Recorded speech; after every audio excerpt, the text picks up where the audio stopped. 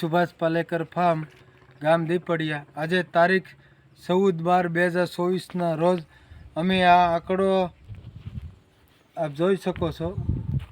આ આંકડો છે એનો ઉપયોગ કરવાના છે અમે કેળમાં પોટાશ માટે. અને અમારે ઘાસચારામાં થોડોક ઉંદરનો ઉપદ્રવ છે, તો ઘાસચારા બચાવવા માટે ઉંદરને ભગાડવા માટેનો ઉપયોગ કરવાના છે. અને કેળમાં પોટાશનું પ્રમાણ વધે અને પોટાશની જરૂર પડે તો રાસાયણિક નાખવું પોટાશ એની કરતે જે આપણે આંકડામાં જે પોટાશની માત્રા હોય એ ભરપૂર માત્રામાં હોય છે.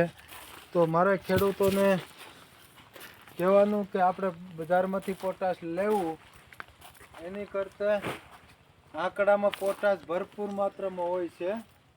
તો ખેડૂતોને અત્યારે ઘઉંની સિઝન છે, ઘઉંની જે સિઝન છે એમાં આપણે 200 લીટર બેરલમાં 10-20 કિલો આંકડાના ટુકડા કરો તો ટુકડા આ રીતે ટુકડા કરી થોડાક મોટા રાખો, વેત નહીં હાલે, અડધી એ રીતે આવી રીતે ટુકડા કરી અને આંકડાનો 200 લીટર બેરલમાં 10-20 કિલો નાખી અઠવાડિયું રહેવા દેવાનું અને ગુણિયું ઢાંકી દેવાનું, સાઈણે રાખવાનું અને પછી નળ મૂકી દેવાનો ધોરીએ. એટલે એ 200 લીટર બેરલ તમારે 2 થી 3 વીઘામાં ઉપયોગ થઈ શકે. તો પોટાશ મળે જમીનમાં. અને ઘઉંની સિઝન અત્યારે ચાલુ છે, તો એમાં ઘઉંનો પાકમાં ઉંદરનો ઉપદ્રવ હોય તો આ આંકડાથી ભાગે છે. આપણે નિરણની ગંજી ગાવું માટે જો ખડકતા હોય તો એની નીચે આંકડો નાખી તો ઉંદર પણ ન લાગે. તો મારા ખેડૂતને કહેવાનું, આ રીતે અમે છેલ્લા 9 વર્ષથી સુભાષ પાલેકર પદ્ધતિ કરી છે. આંકડા 10 પણી અર્કમાં પણ અમે આંકડાનો ઉપયોગ કરીએ છીએ. સુભાષ પાલેકર વિધિમાં 10 પણી અર્કમાં એમનો પણ ઉપયોગ થાય છે.